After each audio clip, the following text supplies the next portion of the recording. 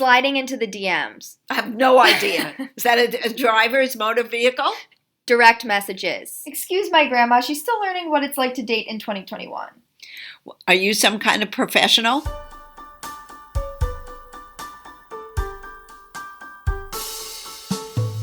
Hi everyone, it's Kim and my grandma Gail, who's my co-host.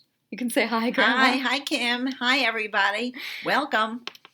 Before you guys tune out, this is not another dating podcast about two millennials pretending to know everything about dating, but not being able to even get a text back because we've heard that a billion times. Do you listen to podcasts ever, by the way? Never. I don't even know what a podcast is. Well, we're on one right now. Okay. Basically, they're going to be able to hear us and not really see us unless they're watching one of our videos. Don't make the questions too hard. Okay. Grandmas are old. I feel like, though, you think that you're usually like the expert on a lot of this kind of stuff. Well, dating in the 50s and 60s, I was a perfect expert. Right. I don't think in 2021 I'm so good. Well, I feel like that's why we're doing this, right? To understand each other's, like, you have some hot takes on my dating and relationships, even though you don't. Your dating really is terrible. There's no take on that. You think that poor choices.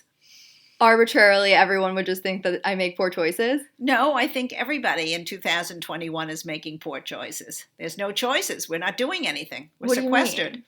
Oh, do you mean because of the pandemic? Well, pandemic and just the state of dating this last 9 months is there's no dating. Yeah. Well, it's basically all on the apps, pretty much. And I don't like the apps. I can't trust them. Well, we're going to get to that in a little bit because I feel like you don't really know much about them. No, I can't even turn on the phone. So how would I know how to work an app? Right, that's true. Well, luckily you have Poppy, so you don't need to. Well, luckily I have you who can turn on my phone. True. We're currently living together during the pandemic down in Palm Beach, Florida, but we're both from New York City, Upper East Side, and we lived there most of the year, but pandemic's been weird. We were both in the Hamptons for the summer. For most of the pandemic, I was living with my parents, and, you know, we weren't seeing each other as much, but now we're essentially quarantined together. And I'm trying to date during this time. So I fill you in, like, we talk on a daily basis pretty much about this stuff, but you don't know every single detail. You know the gist, but every time we do talk about it, we realize there's some things that are just so different between our generations. I'm 24. I'm almost 25. But and I'm not telling how old I am. I was thinking about asking that, but you kind of revealed it when you were in your 20s, what decade was that? The 50s and 60s? It was the 60s, yes. Okay. So that's really when you were dating as yes. a young adult. I was dating and got married. We didn't date for very long. But you have so many stories. Oh, well, I dated in high school, yeah, because we all dated. High school. When we all dated in the 50s. I mean, dating was a whole terrific way of meeting people and going out and doing things. Right. But we didn't have relationships per se. How do you define a relationship? Well, somebody that's mutually with one person at a time, not consecutive partners, and have things to talk about and do together. And really, there was no sex involved, so we don't really discuss that. Yeah, that is so interesting to me because you have sex with someone now before dating them. Like, no, if somebody said to me, oh, this is my boyfriend, we've never slept together, I would be like, you should not be in that relationship. We got married and didn't sleep together till the wedding night. We didn't do those things. Crazy. That was just a different mindset. But what if you have sex and then it's terrible? Or you just then you lived your better? life in misery. I guess, and you could always you got divorced, which so many people did in the 70s. But don't you think there's something to having multiple sexual partners and, like, being able to have fun in that way until you do settle down? Well, I think it's interesting to have many sexual partners if it's really a relationship and you're enjoying each other. Just to end an evening because you had a good dinner, I don't think that should end with right. sex. So you mean it should be more at a point when you're really connected?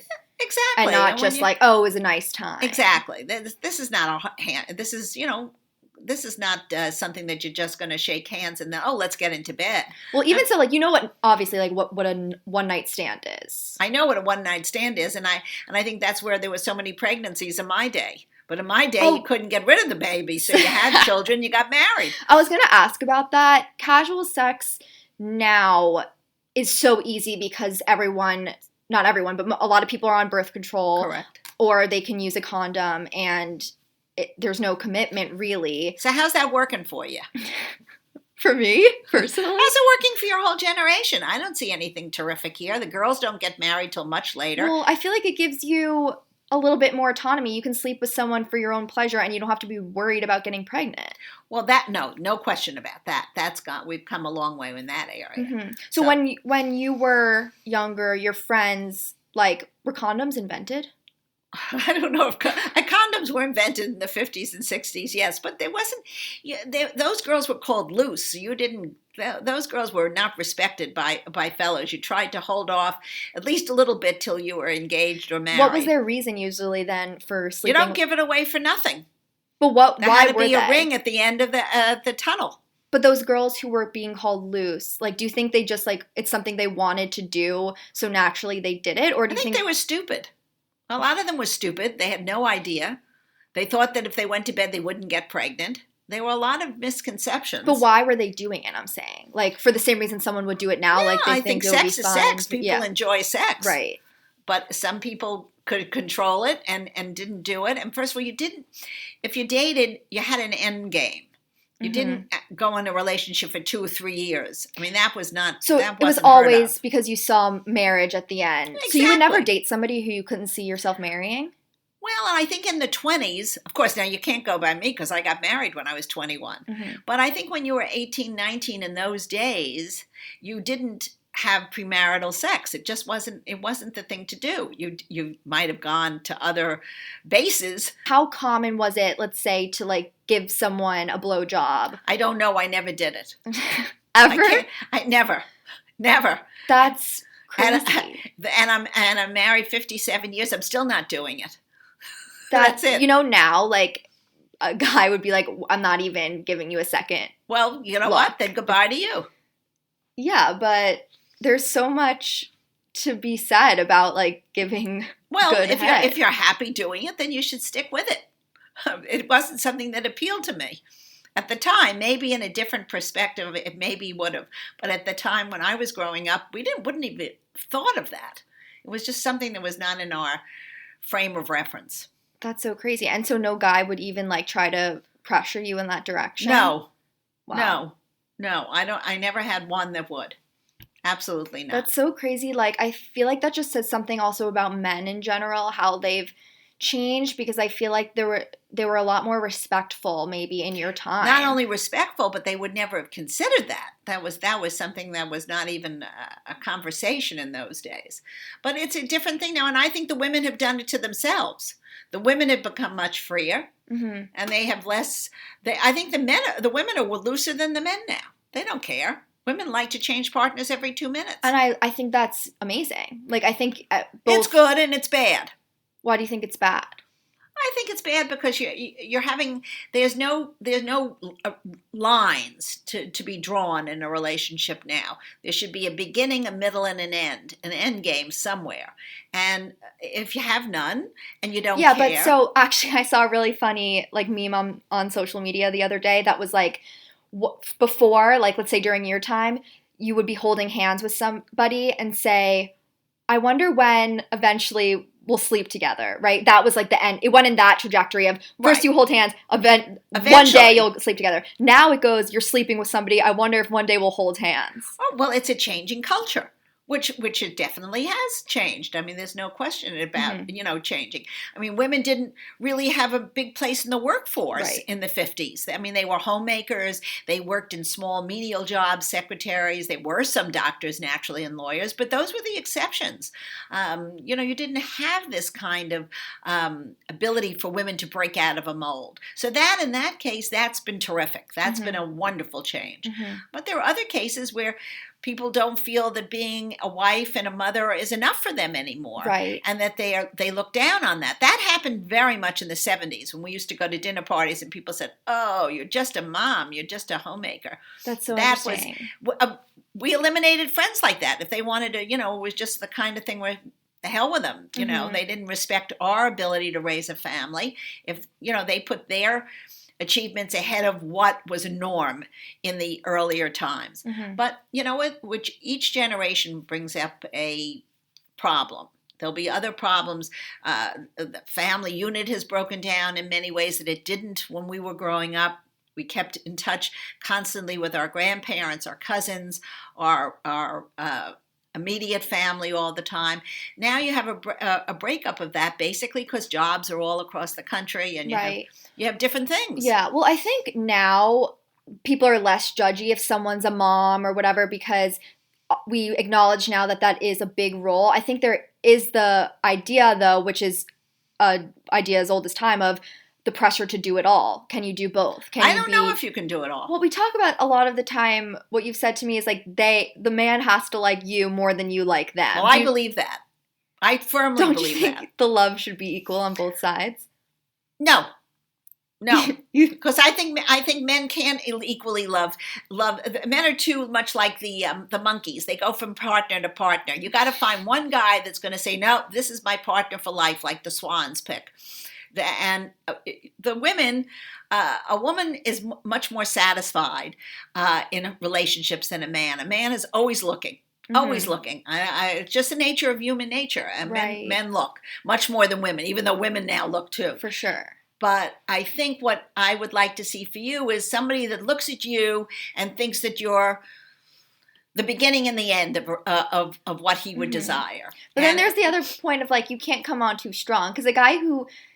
no. Like, if a guy meets you and they're already like, you're the one for me, like, it can come off I think kind that's of pretty icky. creepy. Yeah, exactly. But I think that's your eventual goal. Nobody can feel that the first 3 or 4 or 5 dates. True. I don't think, unless Right. there's some So you think blinding always light. give somebody a few dates to, like, I feel like I've gone on some dates over the summer where I was like, I still don't know if I like them. And I would be on date like 5. I think it's still, you know what? Because dating first of all, dating just now with this situation with COVID isn't real dating. It was like if sitting on a bench and sipping a glass of wine isn't a date. Right. I mean, that was like torture. So that was, she's referring to a date that I had gone on with a guy, and it was not our first date. And that would maybe have been okay for a first date, get a drink. It was nice scenery sitting on a park bench. This was a little bit later. We talked about this before, the trajectory of first date drinks, second date dinner, right? You have to go. Third date is not going to sleep. That's not what I was going to say. No. I was going to say, like, at some point you have to go out to dinner, right? Yes, you have to go out for dinner and have a conversation over a table where you would exchange ideas. But why can't you have the conversation on a park bench? It's sort of depressing to sit on a bench Right. and have a whole conversation. It doesn't lend to getting into what you want in life. Are you But sitting enjoying at your a career? dinner table does? Well, I think, yes, it's a more formal kind of situation. I think that it's not like you're running in the park together. I mean, that's fun too, and walking on the beach is fun too. Right. And all these things make for an interesting composition of what one relationship Because I went on some would pretty be. fun dates over the summer where, it would be mini golf or like a drive-in movie. Those are great. Those are fun. Those are fun. But and you that think like gets they you- can't be only that. No, I think it should be a little bit of each, and that's what makes a composite of a person. Mm-hmm. It can't be all one thing. It's not like if you can't play golf every day, you can't play tennis every day, you can't go swimming every day. I think you have to put in a little bit of what you're working at, what your goals are. You want to really talk about things and also have fun. Mm-hmm. Go, take a chance. Go for a horseback ride. Right. Go for a mountain Because that's climb. when you're going to do random stuff like that. Like, you can go with your friends, but I feel like normally with your friends, you're a little bit more like, oh, we'll just hang out, do dinner, like whatever it is. I feel like on dates, you kind of go outside your comfort zone to break the ice with people. Well, that's true. I think that's true, and I think that's good. Yeah. But then after a while, it has to be that you enjoy each other's company, Right. too. It's not just the activity is fun. Exactly. It's like, depends on the person. Exactly. Okay, wait. So let's talk about your relationship, because we were getting to that a little bit. How long have you been married again? Married 57 years. Wow. What's the secret? That is a long time between covers. Yeah. Yeah, for sure. And so how did you meet? We met we were a blind date. Our two families distantly knew each other. And I had So just, wait, you mean they had randomly connected one day and said, let's set them up? my aunt and my husband's parents were friendly. They had the two men had served in the war together. They were in the Navy in World War II, so they knew each other. And they met at a party, and they said, we have a nephew and I have a niece, and maybe they would like each other. So can we hear the story of the first date? The first date was really nice. I lived in the suburbs, and he lived in a different suburb over the Triborough Bridge. And he came over. We went out for dinner, and we had a very, very nice time. He wasn't my type because I sort of liked a wilder guy. Wait, what is wild though? Oh, I liked a guy who would be gambling and running around and gambling. Went to discos in those days. He was not a dancer, right. And he was very quiet. He didn't go out. And well, he went out, but he liked sports. He was more into liking golf matches and tennis and baseball. Okay. And I had no interest in sports. Same, preaching to the choir. But you know what? I listened to him, and it was a pleasant date. And but I was dating somebody else at the same time. He was like a Thursday or a Friday night date. Right. I don't know what. We've talked about that before. Like, because when I was seeing somebody, you were like, "Where is he on Friday and Saturday night?" Right. That used to be the most important. That's your top tier. Your prime guy was Saturday night. Your second to top guy was always Friday night. And during the week was just forget it. That was maybe just going for a hamburger. Right. You weren't really interested in he wasn't interested in you that much. Yeah. So and then after a while you fit a slot. You would go out 4 or 5 Saturdays in a row. Right. If you liked him on Wednesday, you could push him up to Friday. Okay, got it. You could push him up. Got it. You could push him up. Okay. And then we went out on a second date. It was a big date. We went to theater in the city. And that was a big thing because we had to come into the city, and we went for dinner, and we went to a show. We went to an off-Broadway show. He had gone to Harvard, so this was a writer who had produced his own play, and it was off-Broadway. And we sat down, and we saw the play, and I mean, I got up from the play at the end and I said, God, this was the most awful thing I ever saw. And he said, it's brilliant. So I figured, this guy, quietly in my brain, I said, this guy is definitely not for me. And we went home, and then I didn't hear from him. And I figured, you know what, it's fine. Yeah, but you didn't feel that spark then on the first date? Because you know how in movies they say... No, I had no spark. Yeah. I had no spark. We liked each other. He was very pleasant. Right. He was pleasant. I actually didn't think it was going anywhere, to be very truthful, because we really weren't coming from the same type of schools. We didn't have the same interests. Okay. The only thing we had going was probably our families were in the same socioeconomic. Right, and you're both Jewish. And we were both Jewish. Right. Well, that was very important because I really didn't date anybody that wasn't Jewish. That was, a different time. It was very hard coming from a community where we basically stayed within our own community, went to colleges, went to sororities and fraternities that were basically based on religious affiliation. Right. And, well, also, that's no longer you were saying you were only dating for if you imagine yourself marrying that person. Right. You and if you know you want to marry a Jewish person, then why waste your time dating people who aren't? Well, our families just didn't approve of that. Yeah. You just didn't do it. It wasn't something that you did. And it was very hard to be very truthful. And this was not everybody. I can't generalize, but I would say most of my friends, you didn't have the opportunity to even meet somebody that perhaps was out of your religious base. Crazy. It was really, even in universities, you didn't. And, I dated some non-Jewish kids in high school, because I came from a mixed town. But once I went to college, we didn't mingle. So you didn't have the opportunity to have an interfaith relationship. So that was different. So finish the Broadway show. So anyway, story. We went to this show, we went home, and that was the end of it. I didn't hear from him, and I said to my mom, this guy was not for me. He's too intellectual. So about a month, and I was going out with some other people and having fun. And I think about a month later, the phone rang, and he was on the phone. And he said, oh, I'm so sorry I didn't call you back. I said, oh, gosh, I thought you died. I really thought you died. I never had a guy not call me back. Right. I might not have liked him, but they usually called me back. Sure. And he said, no. And then he went through the whole story, that his family went to see the show, and his mother, who was Phi Beta Kappa from Wellesley, said the show was fabulous. And his father, who graduated Harvard, said that was the stupidest show I've ever seen. Just like you. Just like me. And since I was a lowly grad from Syracuse, I couldn't compare myself to going to Harvard. But he evidently felt the same way. And he basically figured if he knows his father wasn't stupid, so he'd give me another chance. And I guess we started going out again, and 3 months later we were engaged. 3 months? Uh-huh. That is so quick. That was so quick. Then how did you know he was the one versus the other people you're going out with? Well, I looked at him. He was nice. He loved me. He was showering me with all kinds of compliments wherever we could. He always wanted to do things that would please me. And there was no conversation about going to bed with him. That wasn't even an issue. That is so crazy to me. We got along, and we said, you know what? He graduated from business school, and I was graduating college, and we got married. Yeah. That was it. Wow. Okay, so let's hear about your dating life before Oh my gosh, Poppy. This is more. We have so many episodes ahead of us where we'll really have time to tell lots of stories. Realistically, how many guys do you think you dated before him? Oh my gosh, maybe 30. Dating. But one seriously. 30 ever? I mean, that's a good amount. Yeah, I think my serious ones, I had one serious one at university. Right. And 2 very serious ones when I came back to New York. Okay. Who I should have married if it was in today's world.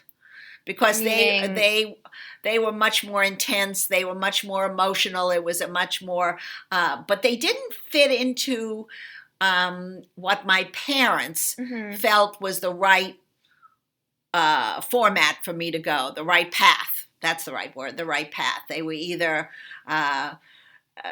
they just weren't what my parents envisioned. Okay. And in those days, you listened to if your father said, this isn't the guy for you, you just didn't go. You just didn't go out with him. So they were thinking of a specific type for you? Yes, absolutely. And your type was different than what they thought? Well, I think my type that I fell in love with wasn't exactly the type that they wanted. But, which was what? Like the wild guy you were saying? Well, wild, and one was more adventuresome and would take off and do things. He would go off skiing, and wanted me to go with him. And my parents didn't approve of that. So, but it turned out, for the better. I mean, exactly. In my case. Your parents know what's right a lot of the time. But for many of my friends who got married at exactly the same time as I did, the 5 couples that we started out with, we're the only ones still married. Right. So sometimes it works, sometimes it doesn't. So what do you think then that my type is? Or do you think I have one? I don't know. I think your type is something that's in your mind. I think you don't have a type from what I've seen, except that most of them are not exactly my type. So I can't judge them. I can't judge them. The ones in high school were destructive. The one in college was very sweet, but not a long-term thing because of so many reasons. Yeah. Not because anything was wrong with him. No. He was a lovely young man. Yeah. I actually think you're too much interested in the artistic and not into the realistic. You have to see, how is somebody going to make me happy in life? But I am a creative person, and creative people are a disaster. Well, but it's kind of like I don't know. Like sometimes I like somebody. My last relationship was someone who was logical and brought me down to earth, which is why I feel like it worked for the time that it did. But it's also like some people that I've dated who are super out there, quirky, creative is so fun because it's fun. It's definitely fun. You're like in your own world. But does that make a long-term relationship? I think those can be dates, and they can be very interesting. But you never know. You could be a creative liaison together, and you do wonderful things together. I can't answer that. You can only answer that. Mm-hmm. So, yeah, I mean, you've seen me dating during the pandemic, especially now that we're living together. I can come back on a few dates and debrief with you. Well, so far, there's nobody fabulous. No. We have not found a person. And I say we because it is a group effort here. You've seen me rely on the apps, which I don't approve of. Yeah, you don't know, though, how they work, right? No. So I don't know how they work, but I don't know who. There could be a mass murderer on those apps. I think usually you see if you have a mutual friend with them. I don't know. I love when people, friends recommend friends. I'm always the first person to think that maybe somebody should know somebody and recommend somebody. Yeah, but the ones that have been recommended, we've too. seen go down the shithole too. That could be terrible too. So there's no wait, before you judge though, let's go through the dating apps just so I can explain to you the differences because I feel like that'll come up. Let's start with Hinge, because I feel like that's the most common for a lot of my friends. It's the app, they say it's designed to be deleted, because it's like the idea is that you're supposed to find a relationship eventually on it and delete the app, right?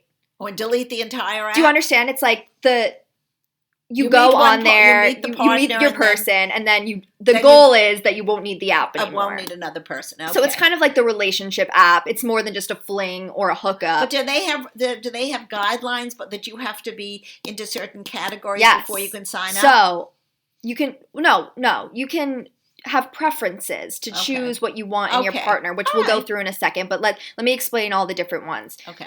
The hookup kind of app, which I've never been on, but it's really if you just want someone to essentially have sex with, is Tinder. Okay.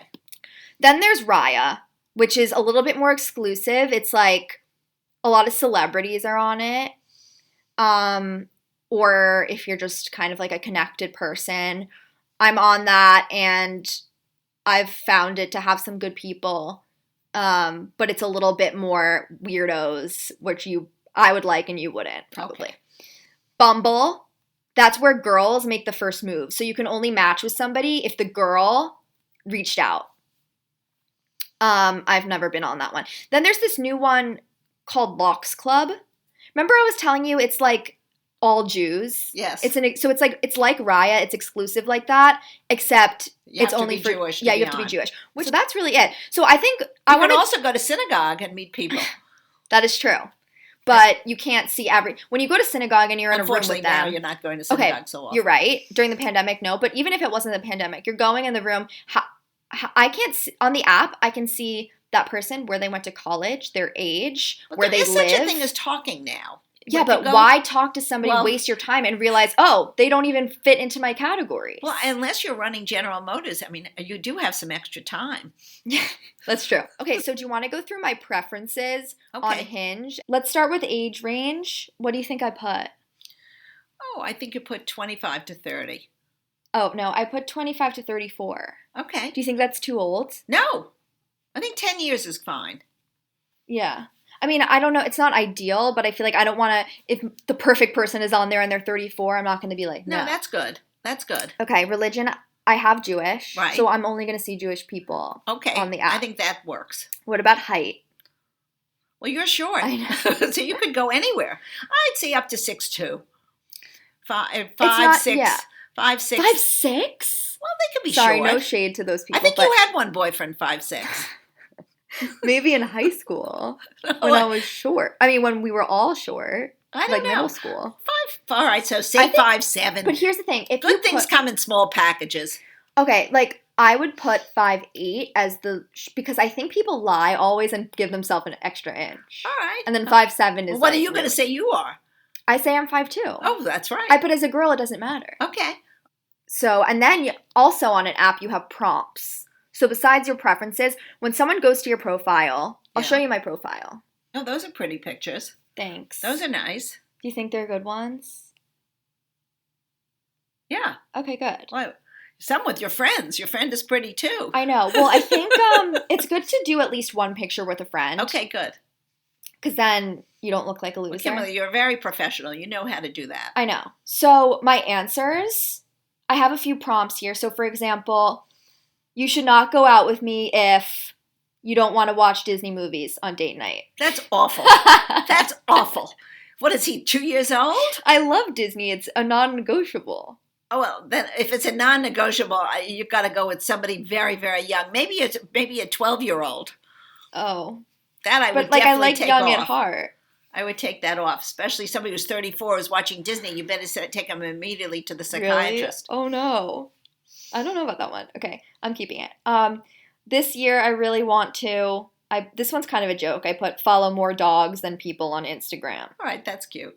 Just to be kind of funny. Hope you don't talk about The Bachelor on this thing. Oh, I always do. People love talking about The Bachelor. There is nobody normal that is going to call you on a date. Maybe that's why I get so people who terrible. are really... No wonder you have the worst people calling you. That's the worst profile I've ever seen in my life. What would be better? I'm looking for someone who could be a friend and love my family. Like, you have to be cute and funny. No, that's not cute and funny. This is bad. Oh, really? Yeah, it's really bad. If I saw that profile, it would have, I don't know who that would appeal to. Maybe a high school junior. Shit. Well, maybe I have to rework that. I think you need to get a more sophisticated profile. I also wonder something about dating apps because it's like, let's say you're seeing somebody for a few weeks, you've gone on a few dates with them, and then you're swiping through because you're still looking for other people, and I'm sure they are too, and you see that they've updated their profile, like they changed. Then they're not that into you. You think? Yes. So a guy I had been seeing for a few months over the pandemic, you probably know who I'm talking about. He had updated his profile on one of them, and he was never into you. Oh, so I don't really. This is crazy conversation. No, Grandma. If he wasn't into me, why would we go out so many times? Because he had nothing else to do, and he did it when it was convenient for him. His was never a priority. That goes back to our old thing. You were not a top priority. So those kind of people you eliminate before it goes on for a couple of months. You see that they're not calling you and saying, let's go out Friday, Saturday night. Not, my friends are in town from LA and I'll see you when they leave. That's nonsense. If he liked you, he'd say, come along with my friends. So at some point you have to... But then why would he continue to want to hang out? Well, he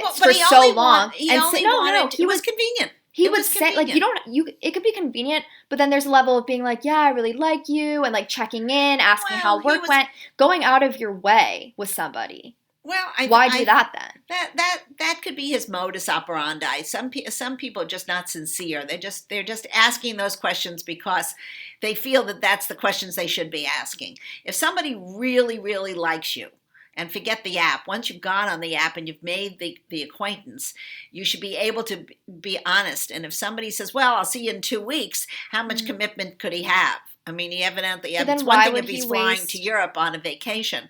For work-related things. But this was not the case. I think that this guy strung you along. Okay, so besides dating apps, there are terms that people in millennials and Gen Z that they use when they talk about dating. Okay. I feel like you probably won't know a lot of them, but I'm going to be using them. Test me. Okay. Sliding into the DMs. I have no idea. Is that a driver's motor vehicle? Direct messages. So on Instagram. Oh, I don't know what Instagram is. Oh, it's a social media app. Okay. Somebody can send me a direct message, let's say. Okay. So no one else would see it. It's like a private chat. Okay. And usually someone will slide into your DMs because they're interested in you. All right. Excuse my grandma. She's still learning what it's like to date in 2021. Are you some kind of professional? Do you know what it means to leave somebody on red? I don't know. I know. Yeah, I'm telling you, is this a traffic situation? No, red, like READ. You read something? Yeah, so you know how on text messages, it'll say read if the person has read the text message? Oh, yes. So let's say I text somebody and I see that they've read it, but they don't respond to me. They're choosing not to respond. Okay. So if I was to this guy we were just talking about, if I was like, hey, do you want to hang out on Saturday? And he didn't respond to me, but I could see that he read the message. Right. That's kind of a slap in the face. Okay. All right. So, basically, but some people don't take that for, they still keep going. So what do? If he keeps sending you a message and you read it and you still don't reply, that happens to me all the time. I know. This is not good. So I think the answer is you have to reply and say, I'm not interested, or I'm busy, or I'm seeing somebody, but thanks. That's getting into our next thing, which is ghosting. Uh-oh. Ghosting is literally exactly when, you're texting with somebody, let's say, and then some person just stops and they're seeing your messages clearly but not responding to you, and without any warning of hey, I don't see us having a connection anymore, or I don't want to go out anymore. They just ghost. Well, Do you believe in one that? No, I think it's all very hurtful. I think all this is just, it's too much online and too much stuff. Somebody should pick up the phone and just turn on your phone and say, listen, If I got a phone call from a guy, yes, and they said, hey, we went on one date. I just wanted to let you know I don't see a connection with you. I don't think somebody. I don't think somebody does that. Yeah, that somebody doesn't do that. But if somebody calls you a second time and you've decided you're not going to go out with somebody, you have to just. I would be nice, but I would say you don't owe anybody anything. Like, no, if you didn't have a good time with them, you do not owe them a phone call. No, you don't owe them a phone call. But if they call you again and ask you again, then I think you have to answer them. Yeah, but you can answer them on text. You don't have to call. Well, what would your answer be? Oh, I hated you? You have to just be nice and say, thanks very much, but I think I'm not going to pursue this relationship. I don't even know if that's very nice. Well, yeah, I don't know what thing. You would say. So now there's this whole movement of anti-ghosting. For years, people were saying ghosting, it's the best thing to do. You disappear, you never have to deal with it again. Right. Now people are saying, I think we're getting a little healthier in 2021, of I think that people should be sending anti-ghosting text, which is what we're talking about, of, hey, it wasn't there for me. Right. You're a great person. A little more, exactly. But it's a little more civilized. Or sometimes you can even come up with an excuse of like, I'm seeing somebody, or I'm not ready to be dating again. I just broke up. Whatever it is. Giving somebody something instead of, because otherwise they'll be like, oh. Maybe she didn't get my message. She didn't get my message. Right. She's busy. She has a lot going on with work. I'll wait. I'll ask her again in a month. Whatever it is. Right. Correct. You know that I've been in these situations I think that's sort with of guys. a good idea. I actually just received a message from a guy who I've been ghosting, being like, I really want to try this with you. And I've told him that I don't want to try it. I think you have to send that same message again. I'm sorry. My answer would be, oh, I'm seeing somebody now. Sorry. Then there's DTR. It's like the venereal disease? No. What is that, like an STD? Yeah. No. Oh. It's to define the relationship talk. DTR. That needs to take a time to define the relationship. I think when that talk should take place. It shouldn't take place on a third date with somebody who you're just casually having dinner with. Mm-hmm. That takes time, and especially today, I think you're going to have a physical relationship, you're going to have an emotional relationship. I don't think you should jump into that. However, if something is going on for 6 months and you see that nothing's happening, then that's when you have the DTR talk. Exactly. That's a very good thing. People know that. I think it has to happen. Oh, right? I think it definitely has to happen. Because you can't, after 6 months, assume this is my boyfriend now. You have to have the conversation. Well, not only your boyfriend, if there's going to be anything even further than your boyfriend, if you so desire it. Right. I mean, some people just want to go on from relationship to relationship and not make major commitments in their lives, especially if you're in your early 20s.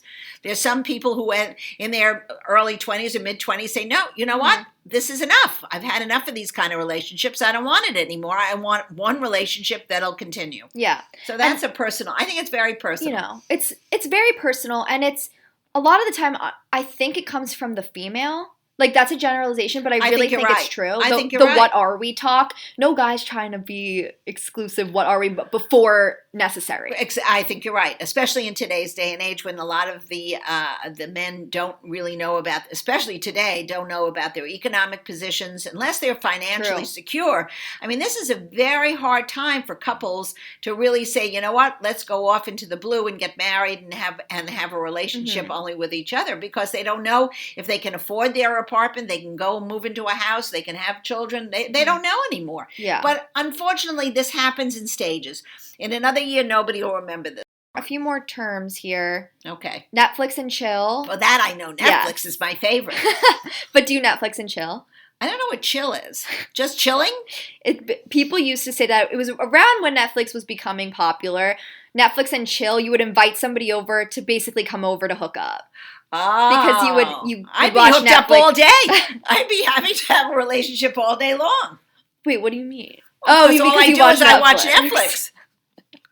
It's usually an excuse, like, oh, come, we'll binge this series together, and it's just hook up with that's nice. If you like the person, fine. Yeah, Netflix and chill is amazing. We love that. Okay.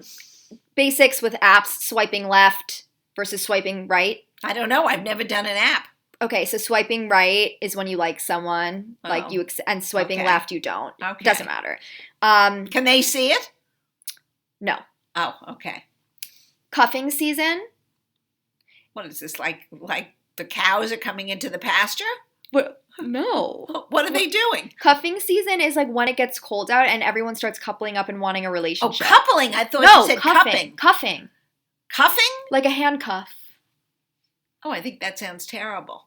It's like cuffing season. It's getting cold. You don't want to be single and go out. You just want like to find somebody. All right. So you okay. cuff. You cuff. Okay, doesn't matter.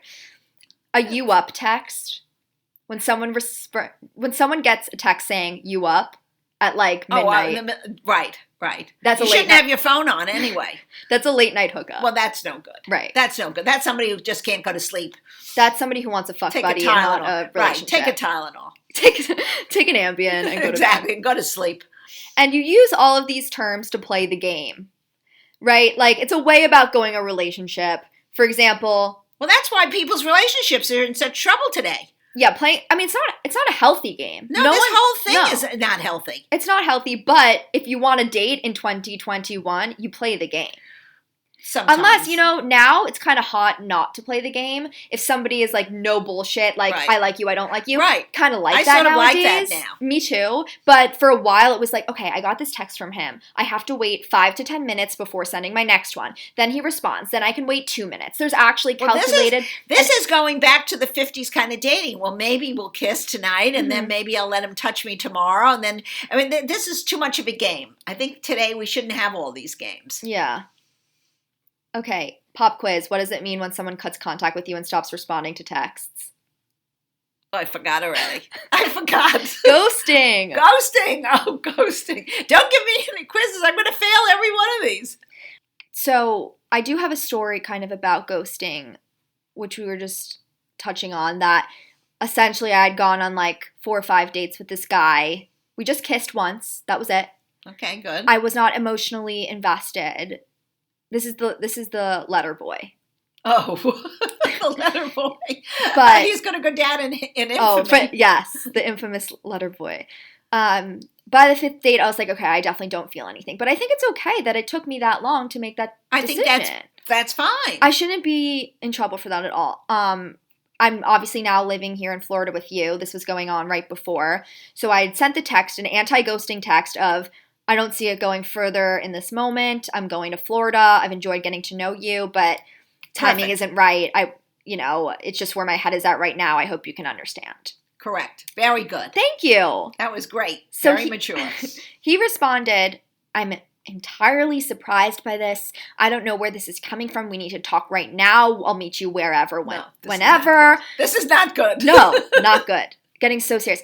And I was like, okay, I'm sorry you're surprised, but like I'm not sure what else there is to say.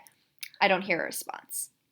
Suddenly, the next day, I get a notification from my building that something was dropped off in the lobby. This is not good either. No. And I'm like, is this like, could it be what if it's a bomb? I don't think it's a bomb, but it could be not a nice thing that he said. What I was thinking it could be, this is like savage, but if it was like asking to write out a check of like all the dinners that he had sent me for me to like pay bought for me. You're working over. I know. Well, no, I was going over my head. I'm like, what the fuck? And then I was like, what if he's still downstairs? I don't want to go down and get the letter. That's more reasonable. I can understand. But that. I do. I live in a doorman building. So you went down and got the letter. I get the letter.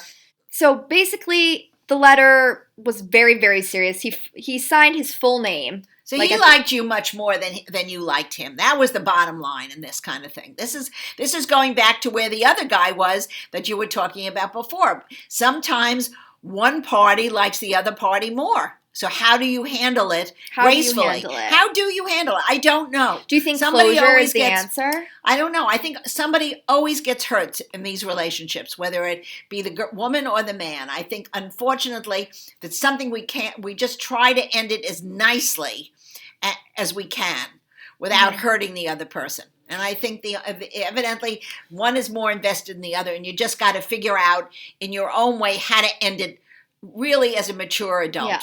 Wait, so question, when you were dating, was there such thing as a ghosting? No, there wasn't such a thing. No, because we didn't have. But I'm saying, was there ghosting in the sense it's like someone could call you and you just don't pick up the phone and never give them an explanation? Well, no, I don't think there might have been. I don't remember. It was so long ago, but Yeah. I think there were many dates that I went on that I didn't like the fellow. So after a couple of times, But they always called you. They always called me Because back. that's I courtesy. never had. Would they call you if they didn't like you? And if they didn't like me, they wouldn't have called back. So then Okay, you wait. would have So they moved never just on. call and be So like, you "That was moved- a really nice." Like, don't you have to call and say thank you for dinner? No, Okay. no, we never did that. No, Because if someone people pays were for my expe- dinner now, we I were- always send a See, thank we you expected text. that. The women never paid for themselves Mm. in the olden days. Yeah. I mean, it was always the man. Well, actually, who a girlfriend did of it. mine, she's been going on dates as well. She's single, and she usually what you do on a date, you go out with somebody, with the check comes, and you offer to split. Right. Correct. And the guy Usually 99.9% of the time says, "Oh my gosh, don't even worry, it's on me." And you Right. say thank you. Correct. And then you send a thank you text later, "Thanks again for dinner." Right. Perfect. That's very nice. But my girlfriend recently, she went on a date and she did the, "Can I split it with you?" And he said, yes. "Sure." Well, fine. First of all, perhaps, and I don't know this particular young man, Mm-hmm. but perhaps economically he Right. couldn't pay the whole bill, and maybe that's the one thing I always say to you and to Mm-hmm. any younger person that I've ever come in contact: be very careful that you don't order the most expensive thing on Right. a menu, which a lot of people do. You know, you can't expect No somebody to truffle pay mac for and cheese, no truffle, steak, no filet lobster. mignon. I mean, yeah. you know, chicken is good. Piece of Fish is expensive usually. well, then don't have the fish either. Pasta. Whatever. But Pasta's good. be considerate until you know the person's financial Mhm. situation. In this But then case, it's where also your like friend, if the guy really couldn't split one dinner, like No, but should he sometime- not have gone there? well, with maybe he her? wasn't just into her. True. No, but And I it think might they have did go seen out that- again. Well, if they went out again, then it could be more financial than you really realize. Do you think like if he really liked her, he would have paid for the dinner in full? No, sometimes he couldn't. Maybe he didn't have enough cash. Maybe Right. he felt he was insecure about But it. it was. Oh, I actually just remembered it wasn't about that because he was talking about his maid and his like. Oh well, then was he's cheap. then he's a cheap son of a gun, and I'm not sure I would have given him a second date. I know. I got to talk to her about that. So I think that's it for the episode. Oh, Kim, this was fun. This was I know. great. I had a Enjoyed it. Great combo. I don't know if anybody's going to even understand about my dating, but I hope they had a good time and we had fun. And we're gonna go over so much more in future episodes. Please write in if you have questions for my grandma or me and you want advice. We'd love to hear it. And But you'll no old dates. what? No what? No old dates can write in. Oh, are your old dates alive? Yeah, they're alive. They're not kicking, but they're alive. My old dates, feel free to slide into my DMs. I still love you. Okay, I'm kidding. For any questions you want to ask, you can email us at excusemygrandma@gmail.com or DM me on Instagram at Kim Murstein. That's KIMMURSTEIN. And see you next week. And Grandma says bye. Bye.